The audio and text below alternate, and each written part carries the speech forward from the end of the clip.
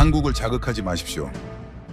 이 문장이 일본 일면을 장식한 순간 도쿄는 발칵 뒤집혔습니다. 중국 의존도 92%, 산업 손실 수십조 원, 생산 중단까지 남은 시간 60일. 미국도 유럽도 손을 놓은 이 위기 앞에서 일본은 패닉에 빠졌죠. 그런데도 한 전문가는 말했습니다. 한국이 대안일 리 없습니다. 그 조롱이 채 가시기도 전에 판이 뒤집혔습니다. 70년간 이어진 한 나라의 선택. 그리고 더 충격적인 건 강대국들이 먼저 손을 내밀기 시작했다는 사실입니다. 도대체 왜 이런 일이 벌어진 걸까요? 지금부터 그 놀라운 현장 속으로 들어가 보시죠. 미국에서 날아온 충격적인 이야기. 바로 시작합니다. 그리고 지금 어디에서 시청하고 계신지 댓글로 남겨주세요. 여러분의 이야기도 듣고 싶습니다. 그 전에 잠깐 1초 만에 누를 수 있는 좋아요 버튼을 꾹 눌러주시면 영상 제작에 큰 힘이 됩니다. 그럼 바로 사연 시작하겠습니다. 여러분은 혹시 아십니까? 지금 이 순간 일본이 누구 눈치를 보고 있는지, 중국이 왜 함부로 못 건드리는 나라가 어딘지, 그리고 유럽이 줄 서서 무기를 사가는 나라가 어딘지 아냐고요. 교수님은 그렇게 물으셨습니다. 강의실이 조용해졌죠. 그리고 단 하나의 이름이 화면에 떴습니다. 그 나라의 이름은 대한민국입니다. 안녕하세요. 제 이름은 레베카 애쉬튼이라고 합니다.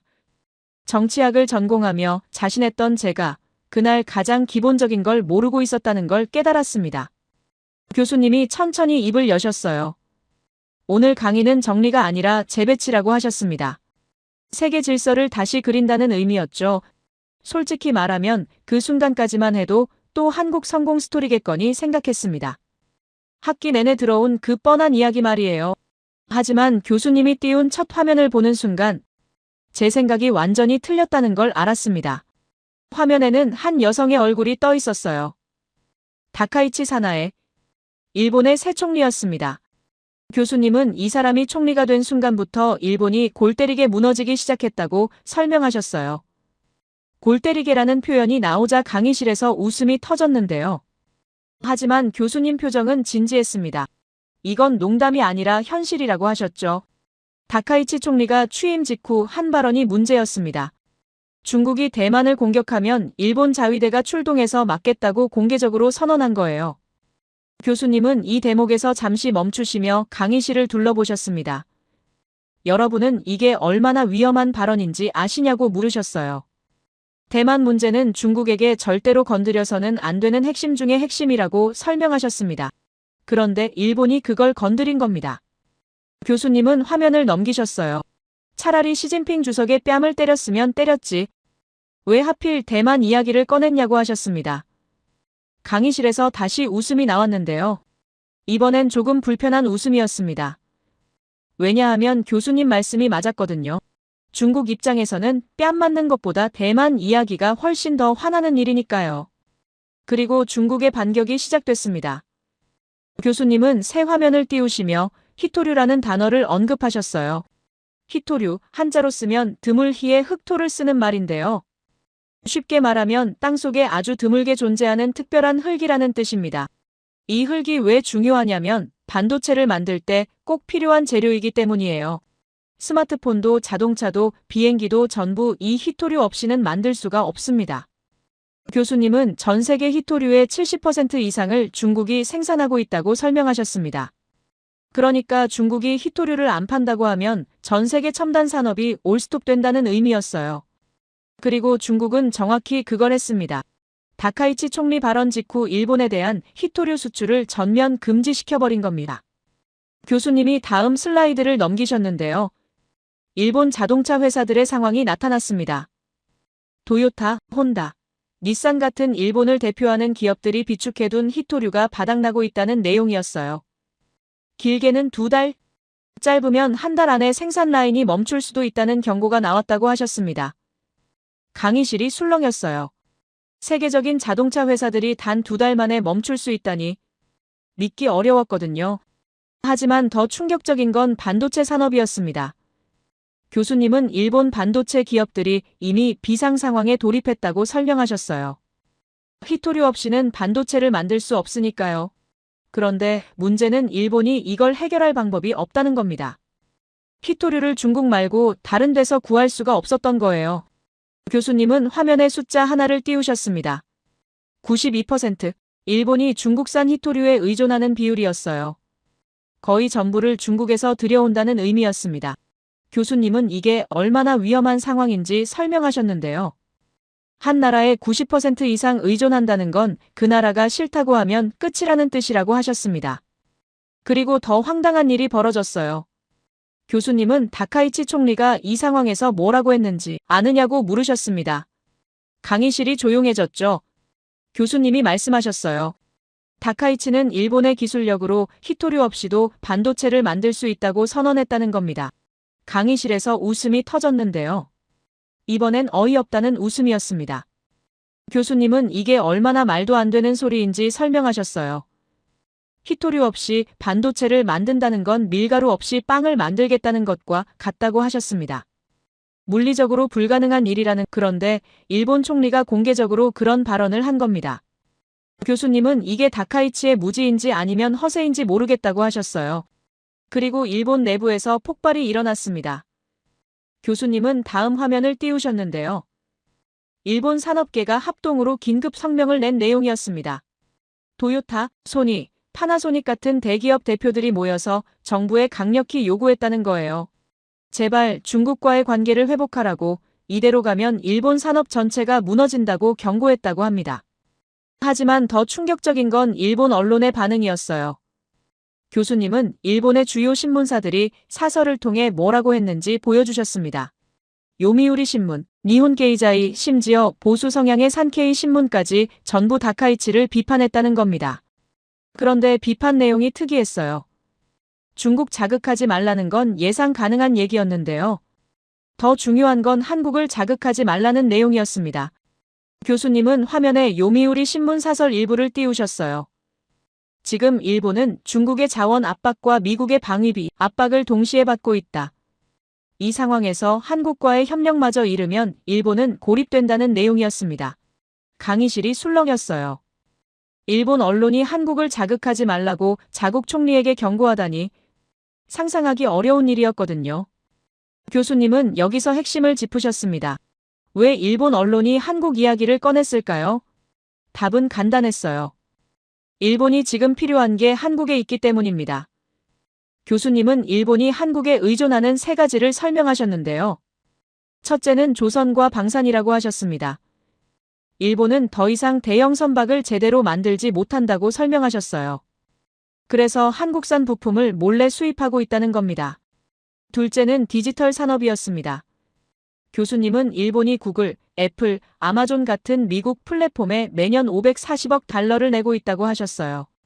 자국 플랫폼이 없어서 미국에 돈이 빠져나간다는 의미였죠. 반면 한국은 네이버, 카카오 같은 자국 플랫폼이 있어서 디지털 적자가 일본의 11분의 1밖에 안 된다고 하셨습니다. 셋째는 지정학적 고립이었어요. 교수님은 일본이 주변에 믿을 나라가 없다고 설명하셨습니다.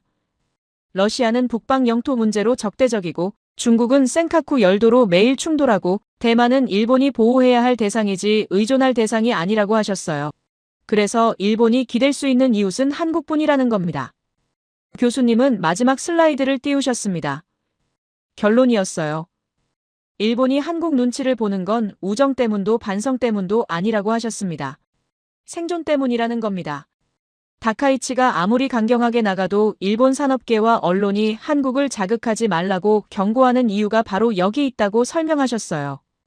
강의실이 조용해졌습니다. 교수님은 천천히 연단을 내려오시며 말씀하셨어요. 이게 바로 세계 질서 재배치의 시작이라고. 힘으로 누르던 시대는 끝났고 이제는 없으면 안 되는 나라가 중심이 되는 시대라고 하셨습니다. 그리고 한국이 바로 그런 나라 중 하나라고 덧붙이셨죠. 지키 믿기지 않았습니다. 일본이 한국 눈치를 본다니. 일본 언론이 한국을 자극하지 말라고 자국 총리를 비판한다니. 하지만 교수님이 보여주신 자료들은 전부 팩트였어요. 신문사설도 산업계 성명도 히토류 의존도 숫자도 전부 확인 가능한 사실들이었습니다. 교수님은 잠시 숨을 고르시며 말씀하셨어요. 오늘 강의는 이제 시작이라고, 일본만 한국을 찾는 게 아니라고, 미국도 중국도 유럽도 전부 한국을 찾고 있다고 하셨습니다. 그 말을 들으며 생각했어요. 내가 한국을 얼마나 모르고 있었는지, 그리고 오늘 얼마나 더 많은 걸 알게 될지. 교수님은 다음 슬라이드를 준비하시며 강의실을 천천히 둘러보셨습니다. 모두 교수님이 남긴 여운을 곱씹고 있었던 것 같아요. 세계 질서가 재배치되고 있다는 말, 그리고 그 중심에 한국이 있다는 말이 계속 맴돌았거든요. 교수님이 화면을 전환하셨습니다. 이번에는 일본 도쿄의 야경 사진이 떴어요. 화려한 불빛들이 빛나는 모습이었는데요. 교수님은 이 아름다운 도시 밑에서 지금 곡소리가 흘러나오고 있다고 말씀하셨습니다. 곡소리라는 표현에 강의실이 술렁였어요. 무슨 의미인지 곧 알게 됐습니다. 교수님은 일본 자동차 산업부터 설명하기 시작하셨어요. 도요타, 혼다, 닛산 같은 회사 이름은 누구나 알고 있는 세계적인 브랜드죠. 그런데 이 회사들이 지금 심각한 위기에 빠져 있다고 하셨습니다. 히토류 비축분이 바닥나고 있다는 거예요. 교수님은 구체적인 날짜를 말씀하셨어요. 길게는 2달, 짧으면 1달 안에 생산 라인이 멈출 수도 있다고 경고가 나왔다고 하셨습니다. 여기서 잠깐 설명을 덧붙이자면 자동차를 만들 때는 엄청나게 많은 부품이 들어갑니다. 그 중에서 엔진이나 전자장비를 제어하는 핵심 부품들에는 반도체가 필수적으로 들어가는데요. 그 반도체를 만들려면 히토류가 꼭 필요합니다. 쉽게 말하면 히토류가 없으면 자동차의 두뇌를 만들 수 없다는 뜻이에요. 그래서 히토류가 떨어지면 아무리 철판이 많아도 엔진이 좋아도 자동차를 완성할 수가 없는 겁니다. 교수님은 다음 화면을 띄우셨어요. 일본 반도체 산업의 상황이었습니다. 더 심각했어요. 자동차는 그래도 2달이라도 버틸 수 있는데 반도체 공장들은 이미 비상 상황에 들어갔다고 하셨습니다. 반도체는 자동차보다 훨씬 더 정밀한 제품이거든요. 히토류가 조금만 부족해도 제품 품질이 떨어지고 완전히 떨어지면 생산 자체가 불가능해진다고 설명하셨어요. 교수님은 여기서 중요한 숫자 하나를 보여주셨습니다. 일본 첨단 산업이 히토류에 의존하는 비율이었어요. 첨단 산업이라는 말이 좀 어렵게 들릴 수 있는데요. 쉽게 말하면 최신 기술을 사용하는 산업을 뜻합니다. 반도체, 전기차, 로봇, 정밀 기계 같은 것들이죠. 옛날에는 철강이나 조선 같은 게 중요했다면 지금은 이런 첨단 산업이 나라 경제의 핵심이 된 겁니다. 그런데 일본의 이 첨단 산업들이 히토류에 의존하는 비율이 92%를 넘는다고 하셨어요. 거의 전부를 중국에서 가져온다는 의미였습니다. 교수님은 이게 얼마나 위험한 상황인지 비유를 들어 설명하셨는데요. 마치 식당을 운영하는데 쌀을 단 한 곳에서만 공급받는 것과 같다고 하셨습니다. 그 한 곳이 쌀을 안 준다고 하면 식당은 바로 문을 닫아야 하는 거죠. 강의실이 조용해졌어요. 일본이 그렇게 위험한 줄 몰랐거든요. 교수님은 화면을 넘기시며 더 충격적인 내용을 보여주셨습니다. 일본 산업계가 합동으로 낸 긴급 성명서였어요.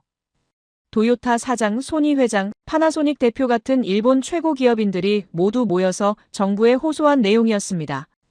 교수님은 그 성명서의 핵심 내용을 설명하셨는데요. 제발 중국과의 관계를 회복하라는 내용이었습니다. 하지만 더 중요한 건 그 다음이었어요. 그리고 한국을 자극하지 말라는 문장이 들어있었다고 하셨습니다. 일본 산업계가 왜 한국 이야기를 꺼냈을까요? 교수님은 답을 보여주셨습니다. 일본이 지금 한국 부품을 몰래 사들이고 있다는 겁니다. 교수님은 구체적인 품목들을 나열하셨어요. 철강, 배관, 전자부품, 디스플레이 소재 같은 것들이었습니다. 공식적으로는 발표하지 않지만 업계에서는 다 아는 사실이라고 하셨어요. 일본 조선소들이 한국산 부품 없이는 배를 제대로 만들 수 없다는 거였습니다. 교수님은 여기서 일본 조선 산업의 몰락을 설명하셨어요. 20년 전만 해도 일본은 세계 조선 시장의 35%를 차지했다고 하셨습니다. 그런데 지금은 고작 6%밖에 안 된다는 거예요. 35에서 6으로 거의 6분의 1 수준으로 떨어진 겁니다. 반면 한국은 47%를 차지하며 세계 1위라고 하셨어요. 교수님은 왜 이런 일이 벌어졌는지 설명하셨는데요. 일본이 비용을 줄이려고 조선소를 축소하고 인력을 줄였다고 하셨습니다. 반면 한국은 계속 투자하고 기술을 발전시켰다는 거죠. 그 결과 지금은 일본이 한국한테 부품을 사와야 하는 상황이 된 겁니다. 교수님은 이게 얼마나 아이러니한 상황인지 강조하셨어요. 그리고 교수님은 더 놀라운 사실을 말씀하셨습니다. 일본이 자체 개발하려던 차기 전투기 사업이 난항을 겪고 있다는 거예요. 너무 돈이 많이 들고 기술도 부족해서 진행이 어렵다고 하셨습니다. 그래서 일본 방위성 내부에서 한국의 전투기 기술을 도입하자는 의견이 나왔다고 하셨어요. 아직 공식화되지는 않았지만 검토 중이라는 소문이 있다고 덧붙이셨습니다. 강의실이 술렁였어요. 일본이 한국 전투기 기술을 도입한다니 상상도 못한 일이었거든요.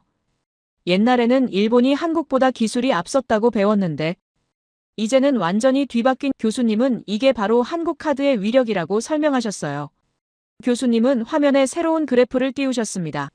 디지털 무역 적자 비교표였어요. 디지털 무역 적자라는 말이 좀 어려운데요. 쉽게 설명하면 외국 인터넷 서비스를 쓰면서 나가는 돈을 의미합니다. 예를 들어 넷플릭스를 보거나 아이폰을 사면 그 돈이 미국으로 빠져나가잖아요. 그런 돈들을 합친 게 디지털 적자입니다. 교수님이 보여주신 숫자가 충격적이었어요. 일본의 디지털 적자는 540억 달러인 반면 한국은 47억 달러라고 하셨습니다. 일본이 한국보다 11배나 많은 돈을 외국에 내고 있다는 뜻이었어요. 왜 이런 차이가 생겼을까요? 교수님은 한국에는 네이버, 카카오 같은 자국 플랫폼이 있지만 일본은 거의 없다고 설명하셨습니다. 교수님은 구체적인 점유율을 보여주셨어요.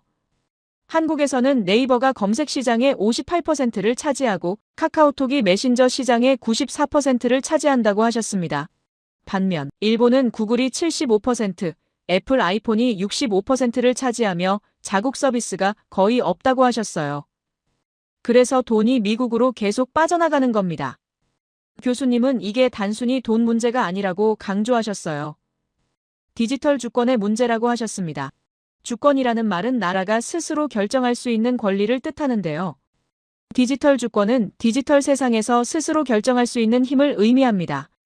한국은 자기 나라 사람들이 쓰는 검색, 메신저, 쇼핑 서비스를 자국 기업이 운영하니까 주권이 있는 거고, 일본은 전부 외국 기업한테 맡겨서 주권이 약하다는 거죠.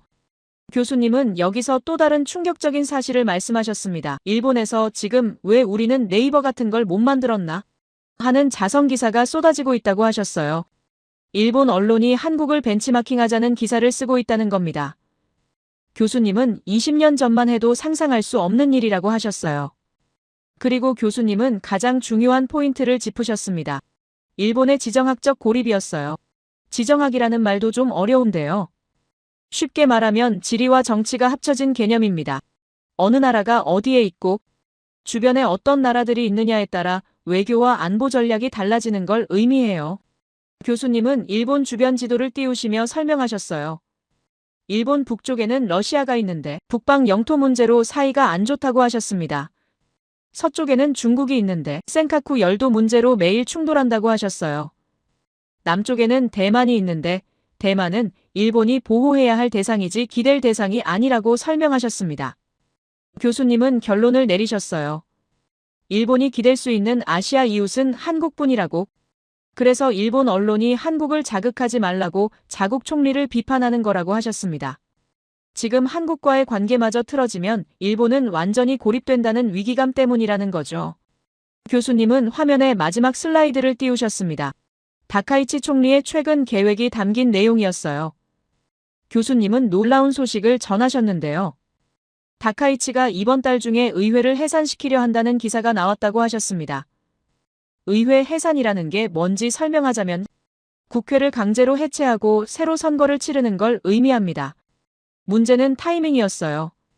교수님은 지금 의회가 해야 할 가장 중요한 일이 예산심의라고 하셨습니다.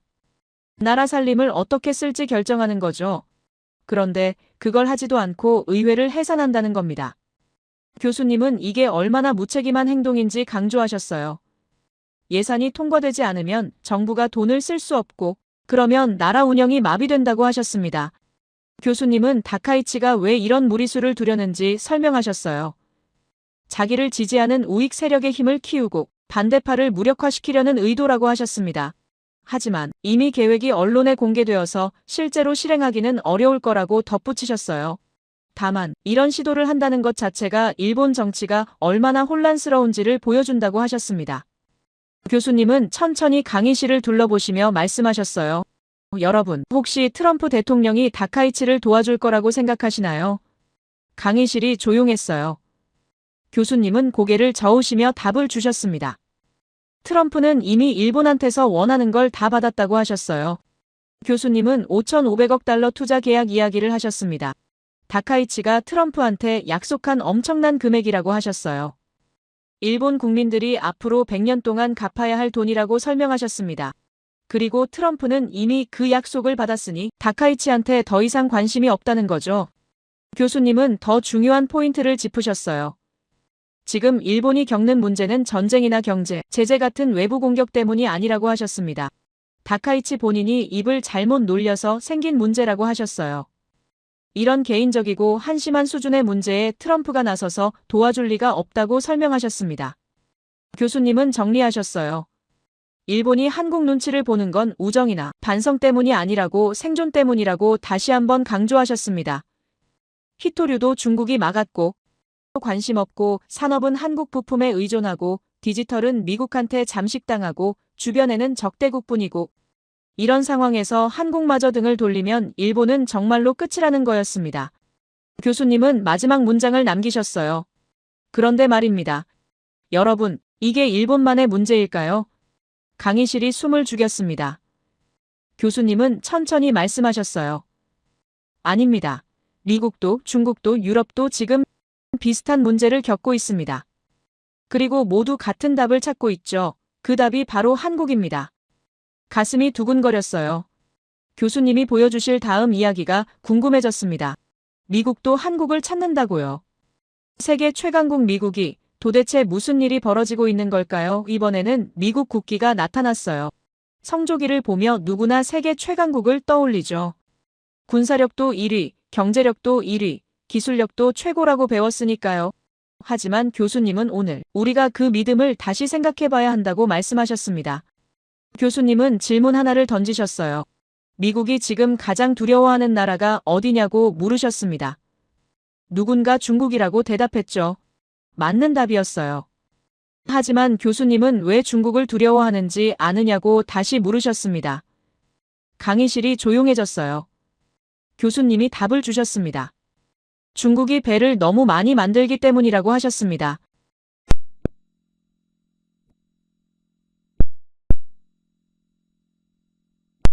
하지만 교수님이 보여주신 다음 슬라이드를 보고 입이 벌어졌습니다. 미국 조선소 숫자 변화라는 제목이었어요. 1980년대에는 20개였다가 현재는 단 2개만 남아있다고 적혀 있었습니다. 20개에서 2개요. 믿기지 않았습니다. 교수님은 이게 얼마나 심각한 감소인지 설명하셨어요. 92%가 사라졌다고 하셨습니다. 거의 전부가 없어진 거였죠. 그리고 일하는 사람 숫자도 보여주셨는데요. 전성기에는 18만 명이 조선소에서 일했는데 지금은 2만 7천 명밖에 안 남았다고 하셨습니다. 85%가 줄어든 거였어요. 교수님은 여기서 중요한 포인트를 짚으셨습니다. 조선소가 줄어든 게 왜 문제냐고 물으셨어요. 누군가 배를 못 만들어서라고 답했죠. 맞는 답이었지만 교수님은 더 정확하게 설명하셨어요. 군함을 못 만든다는 게 진짜 문제라고 하셨습니다. 군함이 왜 중요한지 설명하자면 미국은 바다를 지배하는 나라예요. 태평양과 대서양 양쪽에 항공모함을 띄우고 전 세계 바다를 순찰하며 힘을 보여주는 게 미국 전략의 핵심입니다. 그런데 그 군함을 만들 조선소가 없다면 어떻게 될까요? 기존 배들이 낡아서 못 쓰게 되면 새 배를 만들 수가 없는 거예요. 교수님은 더 충격적인 자료를 보여주셨습니다. 미국 해군이 계획한 함정 건조 목표였어요. 앞으로 30년간 필요한 배 숫자가 적혀 있었는데요. 교수님은 미국 국방부가 낸 비밀 보고서 내용을 공개하셨습니다. 작년에 기밀이 해제된 문서라고 하셨어요. 그 보고서에는 충격적인 문장이 있었습니다. 현재 조선 능력으로는 계획의 40%만 달성 가능하다는 내용이었어요. 나머지 60%는 불가능하다는 뜻이었죠. 교수님은 이게 무슨 의미인지 설명하셨는데요. 미국 해군이 필요한 배의 60%를 자기 나라에서 못 만든다는 겁니다. 강의실이 술렁였어요. 세계 최강국이 배를 못 만든다니 도저히 믿기지 않았거든요. 하지만 교수님이 보여주신 숫자들은 팩트였습니다. 교수님은 비교 자료를 띄우셨어요. 중국은 1년에 군함을 23척 만든다고 하셨습니다. 반면 미국은 고작 3척밖에 못 만든다고 하셨어요. 23척 대 3척, 엄청난 차이였습니다. 교수님은 이게 얼마나 심각한 격차인지 강조하셨어요. 중국이 미국보다 거의 8배 빠르게 배를 만든다는 뜻이라고 하셨습니다. 그리고 이 격차는 계속 벌어지고 있다고 덧붙이셨어요. 미국은 조선소도 없고 숙련공도 부족한데 중국은 매년 더 많은 배를 찍어내고 있다는 거죠. 교수님은 여기서 새로운 자료를 꺼내셨습니다. 교수님의 오랜 친구이자 CNN에서 일하는 특파원이 서울에서 보내온 자료라고 소개하셨어요. 스미스라는 이름의 기자인데 지금 한국에 살면서 아시아 상황을 취재하고 있다고 하셨습니다. 그가 보낸 사진들이 화면에 떠올랐어요. 첫 번째 사진은 하늘에서 내려다본 조선소였습니다. 엄청나게 큰 배들이 동시에 세 척이나 만들어지고 있는 모습이었어요. 교수님은 이게 한국의 HD현대 조선소라고 설명하셨습니다. HD현대라는 이름이 낯설 수 있는데요. 옛날 현대중공업이라고 불렸던 회사예요. 세계에서 가장 큰 조선소 중 하나입니다. 교수님은 스미스가 보낸 메모를 읽어주셨어요. 조선소 상공에서 촬영한 사진인데 동시에 세 척의 대형 선박이 건조 중이라고 적혀 있었습니다. 그리고 놀라운 건 이 세 척이 전부 다른 종류의 배라는 거였어요. 액화천 연가스를 운반하는 LNG선, 컨테이너를 싣는 컨테이너선, 원유를 나르는 유조선이 동시에 만들어지고 있다고 하셨습니다. 교수님은 여기서 중요한 비교를 하셨어요. 미국은 1년에 군함을 3척 만드는데도 힘들어하는데 한국은 1년에 780척을 만든다고 하셨습니다. 780척이요. 그 숫자를 듣고 강의실이 웅성거렸어요. 미국의 260배가 넘는 숫자였거든요. 교수님은 이게 어떻게 가능한지 설명하셨어요. 한국 조선소들은 아직도 전쟁 대비 체제로 운영된다고 하셨습니다. 무슨 말이냐면 한국은 북한과 휴전 중이잖아요. 언제든 전쟁이 터질 수 있다는 가정하에 산업을 운영한다는 겁니다. 그래서 평시에도 최대 생산 능력을 유지하고 유사시에는 24시간 내에 전시체제로 전환할 수 있다고 하셨어요. 반면 미국과 유럽은 평화시대에 맞춰서 조선소를 축소했다고 하셨습니다. 효율성을 높인다며 공장도 줄이고 인력도 줄였다는 거죠. 그 결과 지금 배가 필요해도 만들 수가 없는 상황이 된 겁니다. 교수님은 이게 평화의 대가라고 표현하셨어요. 평화에 익숙해지면서 전쟁 대비 능력을 잃어버렸다는 뜻이었습니다. 교수님은 스미스가 보낸 또 다른 자료를 보여주셨어요. 이번에는 건조기간 비교표였습니다. 같은 크기의 군함을 만드는데 걸리는 시간을 비교한 표였어요. 미국은 평균 8년이 걸린다고 적혀 있었습니다. 중국은 4년 반, 그리고 한국은 3년 반이라고 나와 있었어요. 교수님은 이 숫자가 얼마나 중요한지 강조하셨습니다. 한국은 미국보다 2배 이상 빠르게 배를 만들 수 있다는 뜻이라고 하셨어요. 그리고 더 중요한 건 품질이라고 덧붙이셨습니다. 빠르기만 한 게 아니라 정밀도도 세계 최고 수준이라고 설명하셨어요. 교수님은 구체적인 사례를 들어주셨습니다. 미국 최신 항공모함인 제럴드 포드함을 만드는데 11년이 걸렸다고 하셨어요. 원래 계획은 5년이었는데 공정이 지연되고 기술 문제가 생겨서 2배 넘게 걸린 거였습니다. 반면 한국이 만든 세종대왕급 이지스함은 3년 2개월 만에 완성됐다고 하셨어요. 계획보다 더 빨리 끝난 거였죠.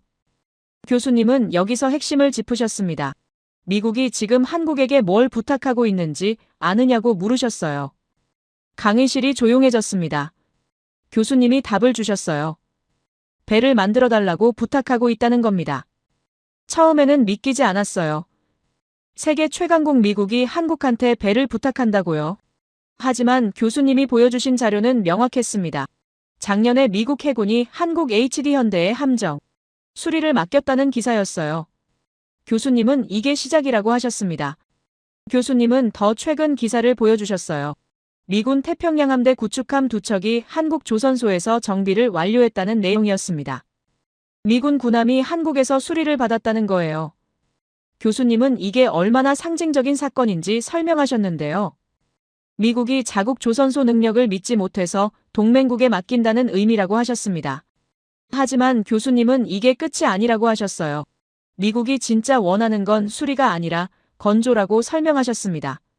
건조라는 말은 새로 만든다는 뜻인데요. 미국 해군 함정을 한국에서 만들겠다는 계획이 워싱턴에서 논의 중이라고 하셨습니다.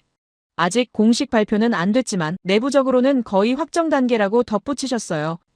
교수님은 왜 이런 일이 벌어지는지 정리하셨습니다. 미국은 혼자서 중국을 상대할 배를 만들 수 없다고, 조선소도 없고 숙련공도 부족하고 시간도 오래 걸린다고 하셨어요. 반면 한국은 빠르고 정확하고 대량 생산이 가능하다고 설명하셨습니다. 그래서 미국이 선택지가 없다는 거죠. 교수님은 스미스가 보낸 마지막 자료를 공개하셨어요. 한국 조선 산업의 세계 점유율표였습니다. 숫자가 놀라웠어요. LNG 운반선은 78%, 초대형 컨테이너선은 65%, 해양 플랜트는 71%를 한국이 차지하고 있다고 나와 있었습니다. 교수님은 이 숫자들이 무엇을 의미하는지 설명하셨어요. 세계에서 가장 어렵고 비싼 배들을 한국이 거의 독점하고 있다는 뜻이라고 하셨습니다.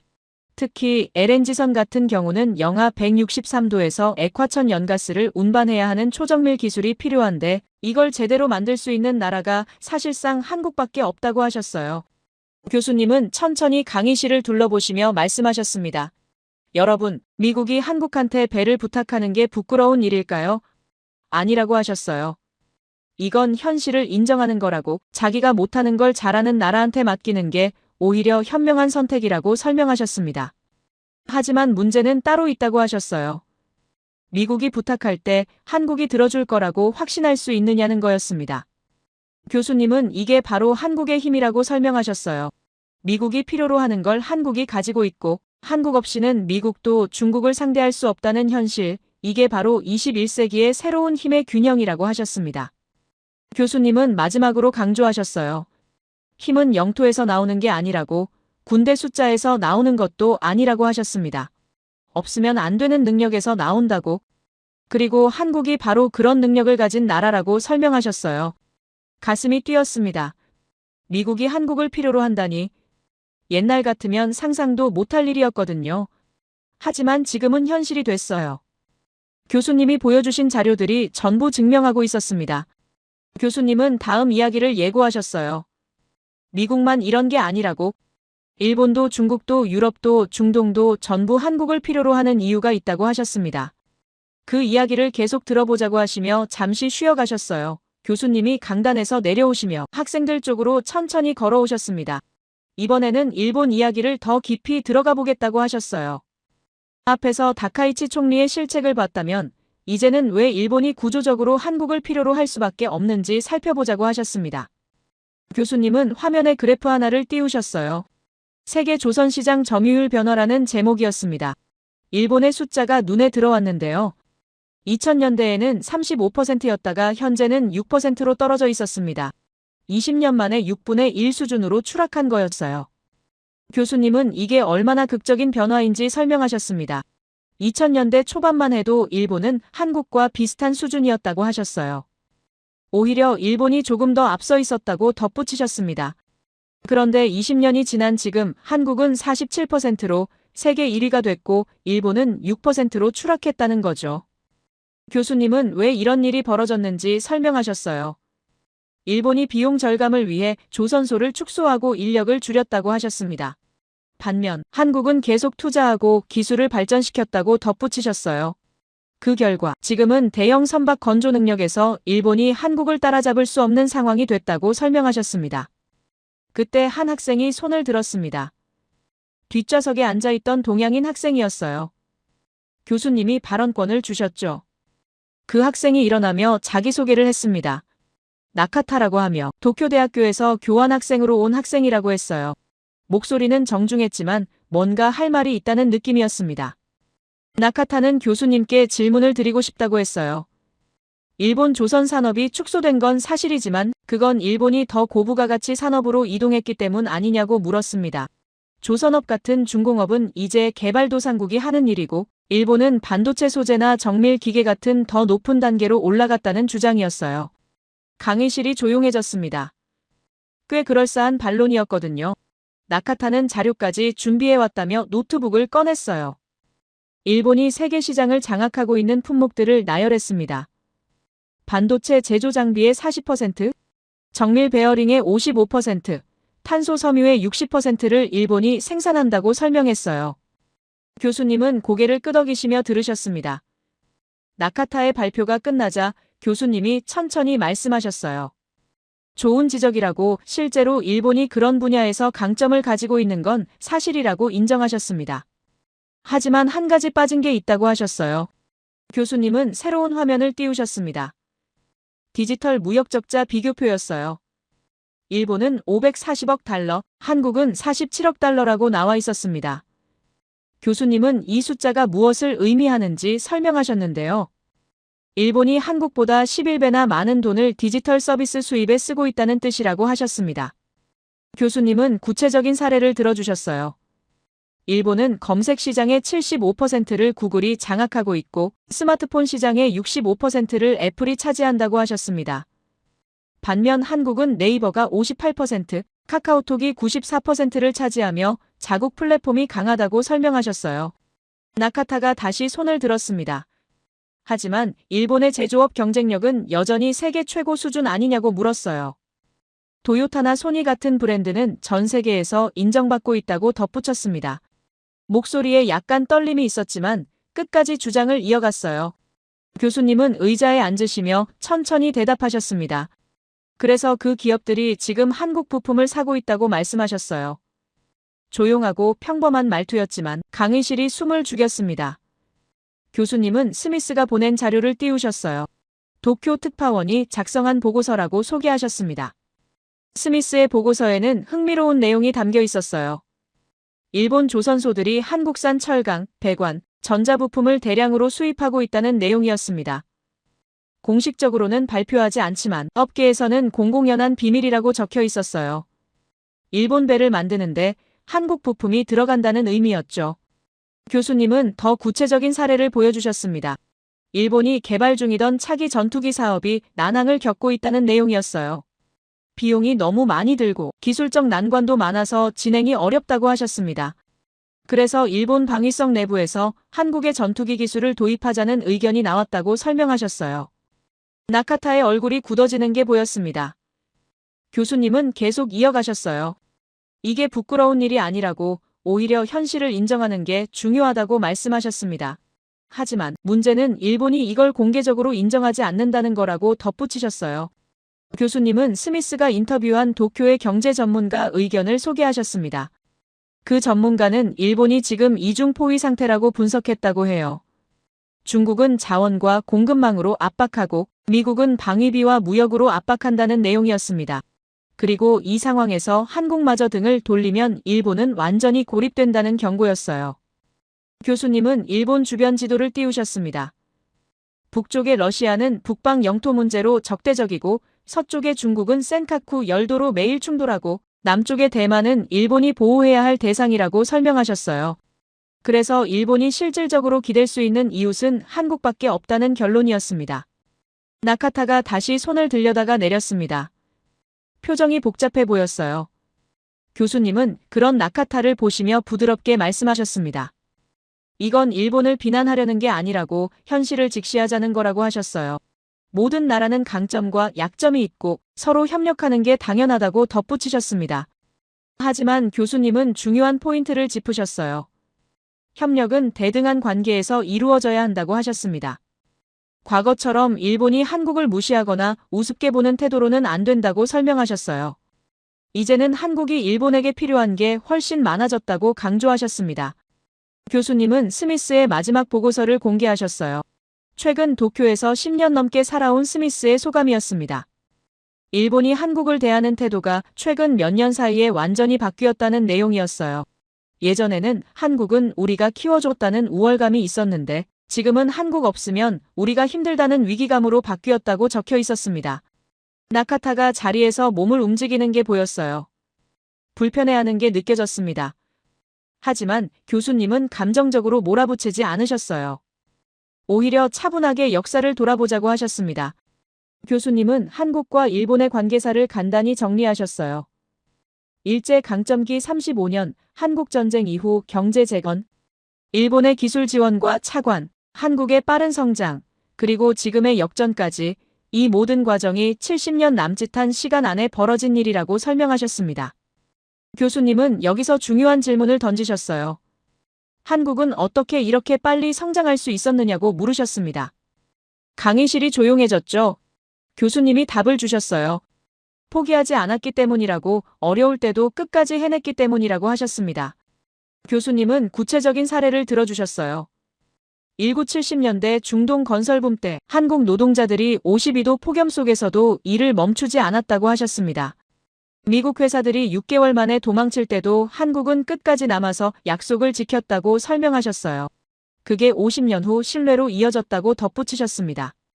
나카타가 고개를 숙였습니다. 더 이상 반론을 제기하지 않았어요. 교수님은 나카타를 바라보시며 말씀하셨습니다. 일본도 대단한 나라라고, 메이지 유신 이후 빠르게 근대화했고 전쟁 이후에도 빠르게 재건했다고 인정하셨어요. 하지만 지금은 변화가 필요한 시기라고 하셨습니다. 교수님은 정리하셨어요. 일본이 한국을 필요로 하는 건 약점이 아니라고, 현실을 인정하는 용기라고 하셨습니다. 그리고 한국도 일본과의 협력이 필요하다고 덧붙이셨어요. 다만 그 협력은 과거의 상하관계가 아니라 대등한 파트너십이어야 한다고 강조하셨습니다. 교수님은 다음 주제로 넘어가셨어요. 일본만 이런 게 아니라고, 중국도 한국을 함부로 못 건드리는 이유가 있다고 하셨습니다. 그 이야기를 이어가 보겠다고 하시며 새로운 슬라이드를 준비하셨어요. 나카타는 여전히 고개를 숙이고 있었습니다. 메모를 하는 듯 했지만 손이 떨리는 게 보였어요. 자기가 알던 일본과 교수님이 보여주신 현실 사이에서 혼란스러워하는 것 같았습니다. 강의실 분위기는 무겁지만 진지했어요. 모두 역사가 어떻게 바뀌는지 목격하고 있었습니다. 분위기를 바꿔서 이번에는 중국 이야기를 해보겠다고 하셨어요. 중국은 세계에서 가장 큰 나라 중 하나이고 경제력도 막강하죠. 그런데 그 중국이 한국을 함부로 못 건드린다는 게 교수님 설명의 핵심이었습니다. 교수님은 화면에 사진 하나를 띄우셨어요. 2017년 한국의 거리 풍경이었습니다. 롯데마트 앞에 중국 관광객들이 줄을 서 있던 모습이었는데요. 그 옆에는 똑같은 장소에 몇 달 후 사진이 있었어요. 텅 비어 있었습니다. 교수님은 이게 사드 보복 때 벌어진 일이라고 설명하셨습니다. 사드라는 말이 낯설 수 있는데요. 고고도 미사일 방어체계라는 뜻입니다. 쉽게 말하면 하늘 높은 곳에서 날아오는 미사일을 막는 무기예요. 한국이 2017년에 이걸 배치하자 중국이 크게 반발했다고 하셨습니다. 중국은 이 무기가 자기네 미사일까지 감시할 수 있다며 화를 냈다고 설명하셨어요. 교수님은 당시 중국이 어떤 보복을 했는지 나열하셨습니다. 한국 관광을 금지시켰고, 롯데 매장에 불매 운동을 벌였고, 한류 콘텐츠 방송도 막았다고 하셨어요. 한국 기업들이 큰 타격을 받았다고 덧붙이셨습니다. 강의실이 조용해졌어요. 중국의 보복이 얼마나 강력했는지 알 수 있었거든요. 하지만 교수님은 여기서 중요한 질문을 던지셨습니다. 그 보복이 성공했냐고 물으셨어요. 강의실이 술렁였죠. 교수님이 그래프를 띄우시며 답을 보여주셨습니다. 한중 무역액 변화 추이였어요. 사드 보복 직후 잠깐 줄었다가 2년 만에 다시 회복됐고, 지금은 오히려 사상 최대치를 기록하고 있다고 나와 있었습니다. 교수님은 이게 무슨 의미인지 설명하셨어요. 중국이 한국을 때렸는데 결국 실패했다는 뜻이라고 하셨습니다. 왜 실패했을까요? 교수님이 답을 주셨어요. 중국이 한국한테 의존하는 게 너무 많아서라고 설명하셨습니다. 교수님은 구체적인 숫자를 보여주셨어요. 중국 반도체 수입 의존도 표였습니다. 메모리 반도체는 43%를 한국에서 가져온다고 나와 있었어요. 유기발광 다이오드 패널은 51%, 2차 전지 소재는 38%였습니다. 교수님은 이 숫자들이 뭘 의미하는지 설명하셨는데요. 중국이 한국산 부품을 끊으면 중국 공장이 멈춘다는 뜻이라고 하셨습니다. 교수님은 쉬운 예를 들어주셨어요. 중국의 화웨이가 스마트폰을 만들려면 삼성 반도체가 필요하다고 하셨습니다. 중국의 배터리 회사 CATL이 전기차 배터리를 만들려면 LG나 SK의 소재가 필요하다고 덧붙이셨어요. 그래서 중국이 한국을 완전히 끊을 수가 없다는 거였습니다. 교수님은 여기서 일본과 비교하셨어요. 중국은 일본 수산물을 전면 금수 조치했다고 하셨습니다. 후쿠시마 오염수 문제를 이유로 들었지만 실제로는 정치적 압박이었다고 설명하셨어요. 하지만 한국 수산물은 아무 문제 없이 들어간다고 하셨습니다. 왜냐고요? 한국을 때리면 중국이 더 아프니까요. 교수님은 더 흥미로운 사례를 보여주셨습니다. 한국 대통령이 중국을 방문했을 때 사진이었어요. 공항에 시진핑 주석이 직접 나와서 맞이하는 모습이었습니다. 강의실이 웅성거렸어요. 중국 국가주석이 직접 공항에 나온다는 게 얼마나 대단한 예우인지 모두 알고 있었거든요. 교수님은 비교 사진을 띄우셨습니다. 일본 총리가 중국을 방문했을 때는 총리가 마중 나왔다고 하셨어요. 주석이 아니라 총리였습니다. 교수님은 이게 외교에서 얼마나 큰 차이인지 강조하셨는데요. 중국이 한국을 얼마나 중요하게 보는지 보여주는 장면이라고 설명하셨습니다. 교수님은 왜 중국이 이렇게까지 하는지 설명하셨어요. 첫째는 기술 의존이고 둘째는 대만 변수라고 하셨습니다. 대만 이야기가 나오자 강의실이 더 집중했어요. 교수님은 중국에게 대만 통일이 얼마나 중요한 국가 목표인지 설명하셨습니다. 교수님은 지도를 띄우시며 설명하셨어요. 대만 유사시 한국의 태도가 중국에게 엄청난 변수라고 하셨습니다. 주한미군 28,000명, 오산과 군산 공군기지, 부산 해군기지, 이 모든 게 대만 유사시 미군 증원에 쓰일 수 있다고 설명하셨어요. 그래서 중국은 한국이 중립을 지켜주기를 바란다고 덧붙이셨습니다. 교수님은 여기서 중요한 포인트를 짚으셨습니다. 한국의 선택이 대만 상황을 좌우할 수 있다는 거였어요. 한국이 적극 개입하면 중국 부담이 폭증하고 한국이 중립을 유지하면 중국은 전략적 여지가 생긴다고 설명하셨습니다. 그래서 중국이 한국을 밀어내지 않고 오히려 끌어당기려 한다는 거죠. 교수님은 정리하셨어요. 중국은 일본은 때려도 한국은 못 때린다고 기술 의존, 대만 변수 이 두 가지가 중국을 묶어둔다고 하셨습니다. 강의실이 조용했어요. 중국이라는 거대한 나라가 한국을 건드리지 못한다는 사실이 놀라웠거든요. 교수님은 화면을 바꾸시며 더 깊은 이야기를 시작하셨습니다. 여러분, 혹시 왜 한국이 이렇게 됐는지 생각해 본 적 있냐고 물으셨어요. 강의실이 조용해졌습니다. 교수님이 천천히 말씀하셨어요. 한국 사람들의 마음속에는 특별한 정신이 있다고 하셨습니다. 교수님은 설명하셨어요. 나라가 망하면 안 된다는 마음, 기술이 무너지면 안 된다는 절박함, 꾸준히 성장해야 한다는 의지, 이런 생각들이 한국에서 특히 강하다고 하셨습니다. 물론 다른 나라 사람들도 이런 생각을 가지고 있지만 한국은 그 뿌리가 더 깊다고 덧붙이셨어요. 교수님은 왜 그런지 설명하셨습니다. 한국은 지난 100년간 엄청난 시련을 겪었다고 하셨어요. 식민지배 35년 전쟁으로 폐허가 된 나라, 세계 최빈국이라는 굴욕. 하지만 그 모든 위기 속에서도 한국은 무너지지 않았다고 강조하셨습니다. 교수님은 구체적인 사례를 들어주셨어요. 1997년 IMF 외환 위기 때 이야기였습니다. 당시 한국 경제가 완전히 무너질 뻔했다고 하셨어요. 국가부도 직전까지 갔다고 설명하셨습니다. 하지만 한국 국민들이 금 모으기 운동을 벌였다고 하셨어요. 집에 있던 금반지, 금목걸이를 나라에 기부했다는 거였습니다. 교수님 목소리가 조금 떨렸어요. 할머니들이 결혼 반지를 빼서 내놓았고 아이들이 돌반지를 가져왔고 젊은 부부들이 결혼 예물을 헌납했다고 하셨습니다. 225톤의 금이 모였다고 하셨어요. 그 돈으로 한국은 빚을 갚았고 3년 만에 위기를 극복했다고 설명하셨습니다. 교수님은 이게 어떻게 가능했는지 물으셨어요. 강의실이 숨을 죽였습니다. 교수님이 답을 주셨어요. 우리라는 마음 때문이라고 하셨습니다. 내 나라가 아니라 우리나라, 내 가족이 아니라 우리 민족, 이런 공동체 의식이 한국 사람들 마음속 깊이 박혀 있다고 설명하셨어요. 교수님은 더 놀라운 사실을 말씀하셨습니다. 이런 정신이 조상들로부터 내려왔다고 하셨어요. 임진왜란 때 의병들이 자발적으로 일어나 싸웠고 일제강점기 때 독립운동가들이 목숨을 바쳤고 한국전쟁 때 국민들이 폐허를 다시 일으켰다고 설명하셨습니다. 이 모든 게 우리라는 마음에서 나왔다고 강조하셨어요. 교수님은 한국의 특별함을 정리하셨습니다. 위기가 오면 더 강해지는 민족이라고 하셨어요. 다른 나라들은 위기가 오면 약해지는데 한국은 오히려 힘이 배가 된다고 설명하셨습니다. 왜냐고요?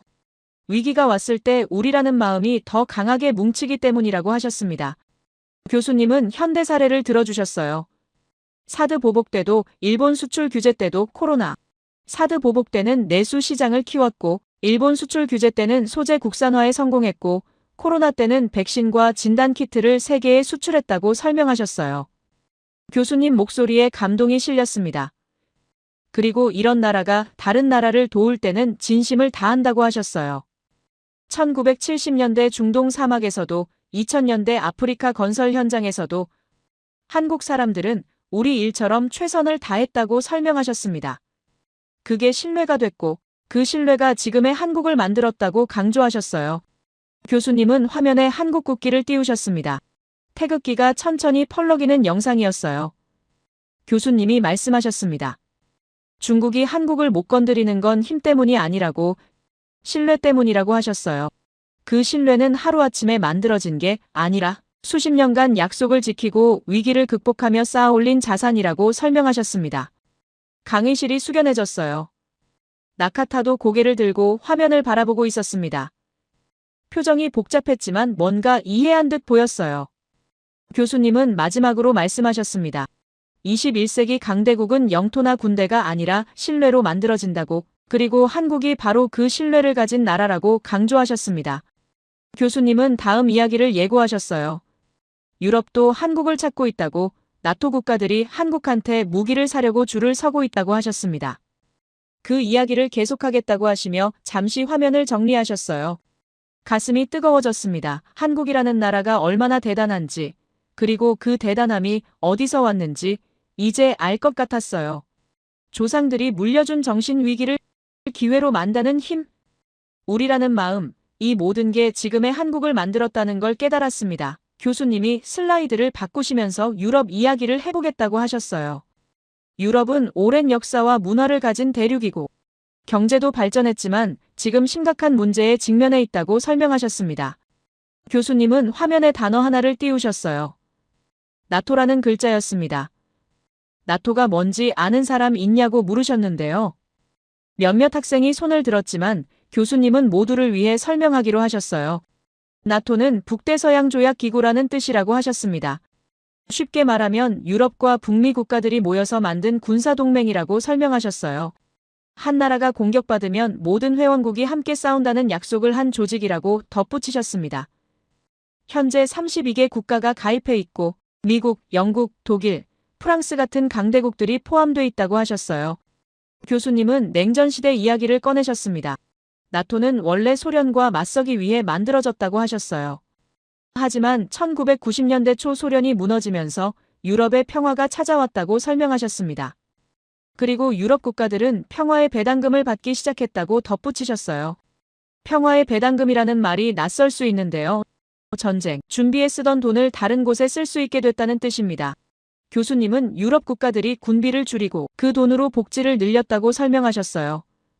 무상교육, 무상의료, 연금 같은 제도를 확대했다고 하셨습니다. 하지만 문제가 생겼습니다. 교수님은 표 하나를 띄우셨어요. 유럽 방산 생산 능력 변화라는 제목이었습니다. 숫자들이 충격적이었어요. 냉전 시절에는 전차를 1년에 800대 만들었는데 지금은 95대밖에 못 만든다고 나와 있었습니다. 겨우 12% 수준이었어요. 포탄 생산은 더 심각했습니다. 냉전 때는 1년에 100만 발을 만들었는데 지금은 15만 발밖에 못 만든다고 하셨어요. 85%가 줄어든 겁니다. 군함 건조도 마찬가지였어요. 1년에 45척 만들던 게 지금은 8척으로 줄었다고 설명하셨습니다. 교수님은 왜 이렇게 됐는지 설명하셨어요. 30년간 평화가 계속되니까 방산 공장을 줄이고 인력도 해고했다는 겁니다. 효율성을 높인다며 비용을 계속 줄였다고 하셨어요. 그런데 2022년 러시아가 우크라이나를 침공하면서 모든 게 바뀌었다고 덧붙이셨습니다.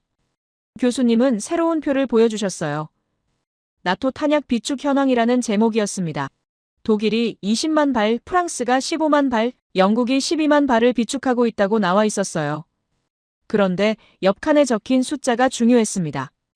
전쟁 시 하루 소모 예상량이 3만 발이라고 적혀 있었어요. 교수님은 계산을 해주셨습니다. 독일은 7일, 프랑스는 7일, 영국은 6일밖에 못 버틴다고 하셨어요. 유럽 전체가 전쟁하면 일주일 만에 탄약이 떨어진다는 의미였습니다. 강의실이 술렁였어요. 일주일이면 너무 짧았거든요. 교수님은 이게 얼마나 심각한지 강조하셨습니다. 아무리 최신 무기가 있어도 쏠 탄약이 없으면 의미가 없다고 하셨어요. 전투기가 아무리 좋아도 미사일이 없으면 날 수만 있고 전차가 아무리 튼튼해도 포탄이 없으면 움직이는 철덩어리일 뿐이라고 설명하셨습니다. 교수님은 유럽이 깨달은 걸 정리하셨어요. 우리 혼자서는 안 되겠다는 걸 알았다고 하셨습니다. 그래서 탄약을 만들어줄 나라를 찾기 시작했다고 덧붙이셨어요. 교수님은 화면에 지도를 띄우시며 하나씩 체크하셨습니다. 미국은 자기네 탄약도 부족하다고 하셨어요. 우크라이나 지원하느라 비축분이 바닥났다는 겁니다. 일본은 방산 수출이 법적으로 제한돼 있고 최근에 풀렸지만 생산 능력이 부족하다고 설명하셨어요. 그럼 어디로 갔냐고요? 교수님이 답을 주셨습니다. 한국이었다고 하셨어요. 교수님은 스미스가 보낸 자료를 공개하셨습니다. 나토 회원국의 한국 무기 도입 현황이라는 제목이었어요. 스미스가 직접 유럽 현장을 취재한 내용이라고 소개하셨습니다. K9 자주포 수백 문, K2 전차 수백 대, 장갑차 수천 대가 계약됐다고 나와 있었어요. K9이 뭔지 설명하자면 한국이 만든 자주포라는 무기입니다. 자주포는 스스로 움직이면서 포를 쏠 수 있는 장비예요. 일반 대포는 한 자리에 고정돼 있지만 자주포는 바퀴나 궤도가 달려서 빠르게 이동하며 싸울 수 있습니다. K9은 세계에서 가장 성능이 좋은 자주포로 평가받고 있다고 교수님이 설명하셨어요. 교수님은 스미스가 찍은 사진을 보여주셨습니다. 나토 회원국 군사기지에서 K9 인도식이 열린 사진이었어요. 그 나라 국방장관이 직접 나와서 환영사를 했다고 하셨습니다. 교수님은 이게 얼마나 이례적인 일인지 설명하셨는데요. 보통 무기 인도식에는 중간 관리자들이 나오는데 장관이 직접 나왔다는 건 그만큼 중요하게 여긴다는 뜻이라고 하셨어요. 교수님은 왜 유럽이 한국 무기를 사는지 3가지 이유를 설명하셨습니다. 첫째는 품질이라고 하셨어요. K9 자주포는 세계 최고 성능이고 K2 전차도 최상위급이라고 덧붙이셨습니다. 둘째는 가격이었어요. 독일제보다 30에서 40% 저렴하다고 하셨습니다. 하지만 가장 중요한 건 셋째였습니다. 교수님이 강조하셨어요. 납기라고 하셨습니다. 납기는 물건을 받을 수 있는 시간을 의미하는데요. 교수님은 표를 띄우시며 비교해 주셨어요. 독일한테 전차를 주문하면 5년이 걸린다고 나와 있었습니다. 한국한테 주문하면 2년이라고 적혀 있었어요. 자주포는 더 차이가 났습니다. 독일은 4년, 한국은 18개월이라고 나와 있었어요. 장갑차도 독일은 3년 반, 한국은 14개월이었습니다. 교수님은 이 차이가 결정적이라고 설명하셨는데요. 유럽은 지금 당장 무기가 필요한데 5년을 기다릴 여유가 없다는 겁니다. 교수님은 스미스의 인터뷰 내용을 공개하셨어요. 나토 회원국 국방 관계자가 한 말이었습니다. 한국은 약속한 날짜를 정확히 지킨다는 내용이었어요. 심지어 약속보다 빨리 인도하는 경우도 많다고 덧붙였다고 하셨습니다. 유럽 방산 업체들은 늘 지연되는데 한국은 정확하다는 평가였어요. 교수님은 왜 이런 차이가 생기는지 설명하셨습니다. 한국은 아직도 전시 생산 체제를 유지하고 있다고 하셨어요.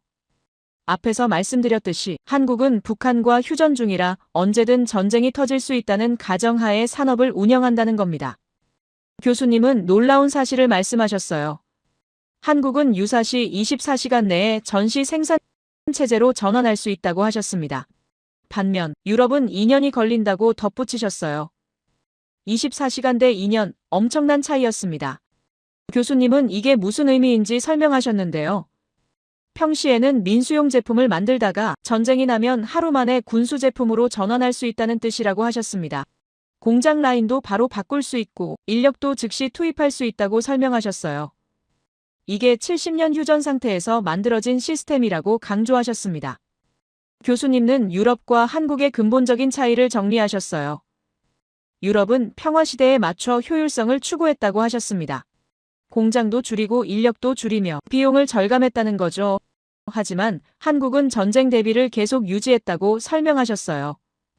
비효율적으로 보일 수 있지만 유사시 생존을 위한 선택이었다고 덧붙이셨습니다.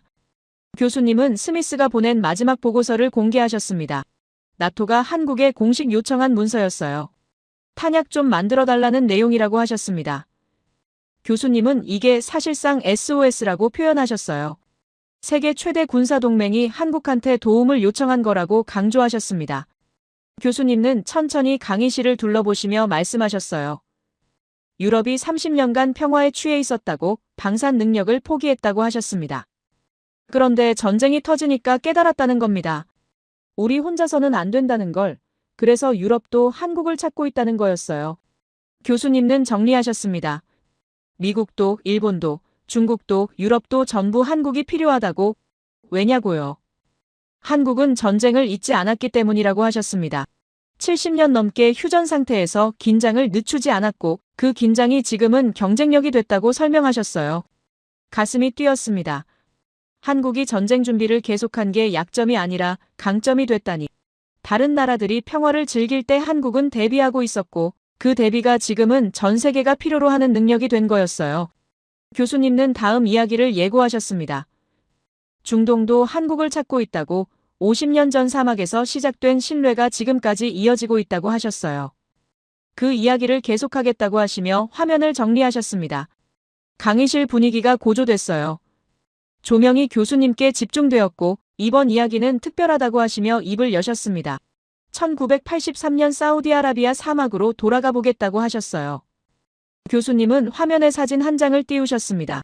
끝없이 펼쳐진 모래 사막이었어요. 교수님은 이곳의 여름 기온이 52도를 넘는다고 설명하셨습니다. 52도가 얼마나 뜨거운지 상상이 안 가실 수 있는데요. 계란을 땅에 놓으면 저절로 익을 정도의 온도라고 하셨어요. 교수님은 당시 상황을 설명하기 시작하셨습니다. 사우디 왕실이 대형 병원 건설 프로젝트를 발주했다고 하셨어요. 미국의 유명한 건설 회사가 계약을 따냈다고 덧붙이셨습니다. 그런데 문제가 생겼다고 하셨어요. 미국 엔지니어들이 사막 환경을 견디지 못했다는 겁니다. 교수님은 구체적으로 설명하셨어요. 낮 기온 52도, 밤에도 40도가 넘는 열기, 수시로 몰아치는 모래폭풍, 물 부족, 전기 불안정, 이런 환경에서 일하는 게 얼마나 힘든지 상상하기 어렵다고 하셨습니다.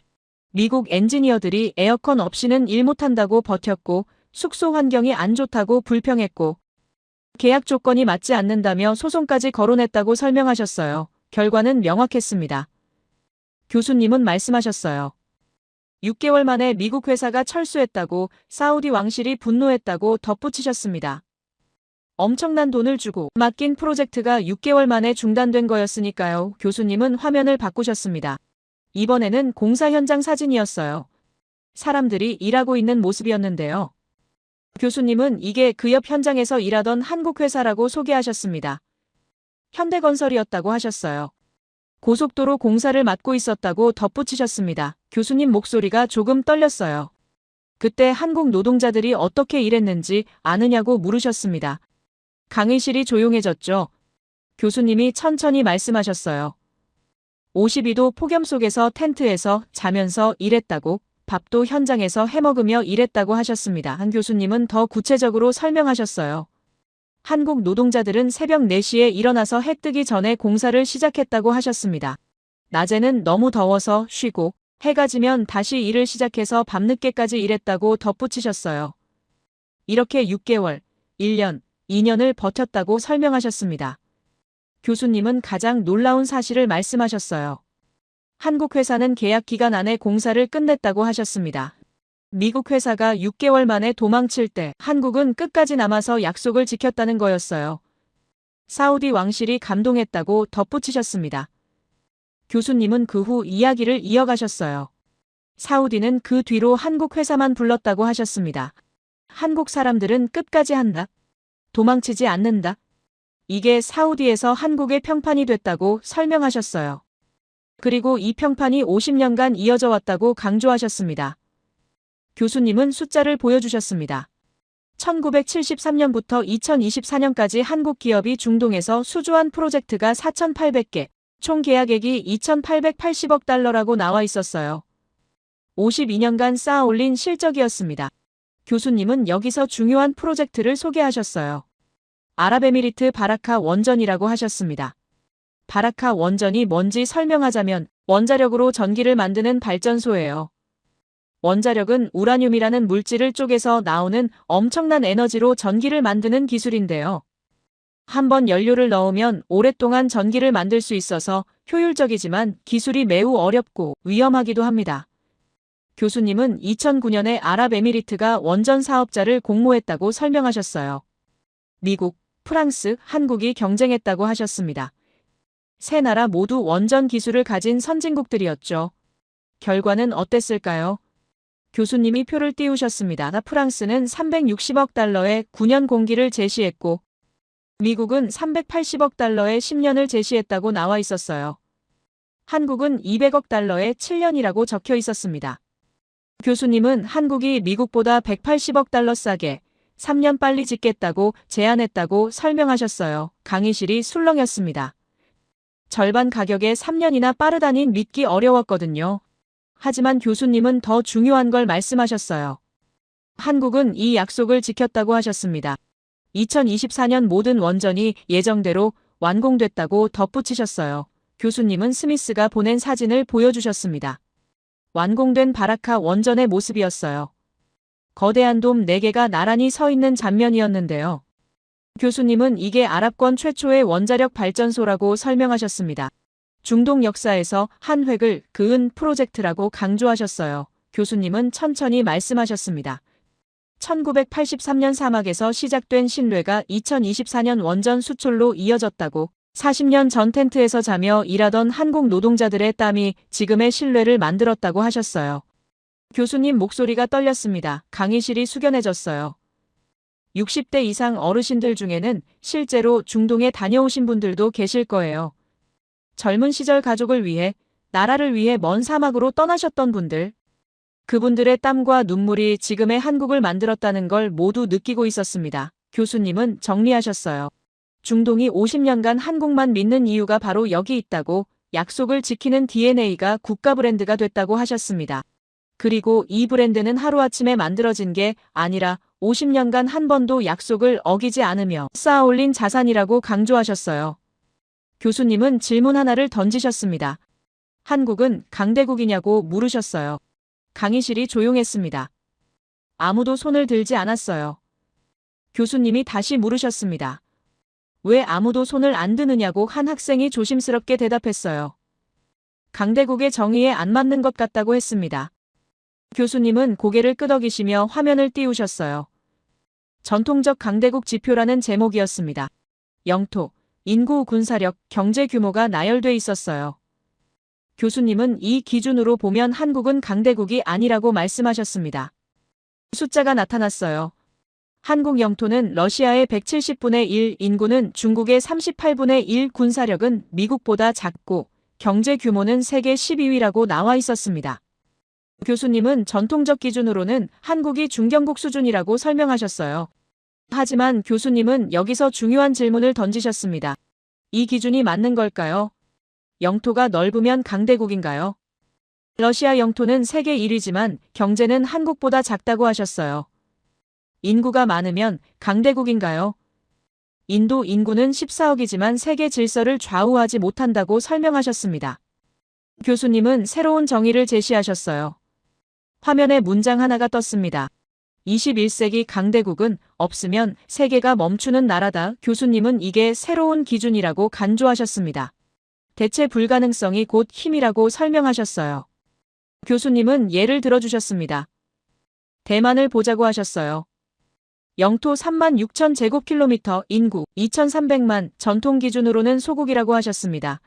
하지만 대만이 없으면 세계 반도체 공급의 60%가 멈춘다고 설명하셨어요. 대만은 영토로는 소국이지만 대체 불가능성으로는 초강대국이라고 강조하셨습니다. 교수님은 한국으로 돌아왔어요. 그럼 한국은 어떠냐고 물으셨습니다. 교수님이 숫자들을 하나씩 띄우셨어요. LNG 운반선 세계 점유율 78%, 메모리 반도체 60%, 디스플레이 81%, 2차 전지 35%라고 나와 있었습니다. 교수님은 이 숫자들이 무엇을 의미하는지 설명하셨어요. 한국이 없으면 세계가 멈춘다는 뜻이라고 하셨습니다. LNG선 없이는 천연가스를 운반할 수 없고, 메모리 반도체 없이는 스마트폰을 만들 수 없고, 디스플레이 없이는 텔레비전을 만들 수 없다고 설명하셨어요. 교수님은 더 중요한 포인트를 짚으셨습니다. 이 분야들을 대체하는데 얼마나 걸리냐고 물으셨어요. 화면에 표가 나타났습니다.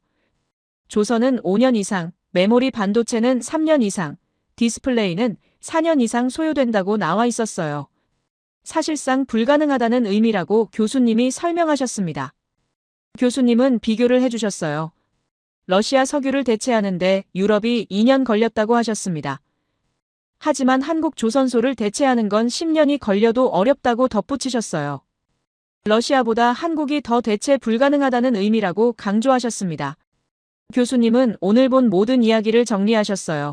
미국은 배를 못 만들어서 한국이 필요하고, 일본은 고립되기 싫어서 한국이 필요하고, 중국은 기술과 대만 변수 때문에 한국이 필요하고, 유럽은 무기가 없어서 한국이 필요하고, 중동은 50년 신뢰 때문에 한국이 필요하다고 하셨습니다.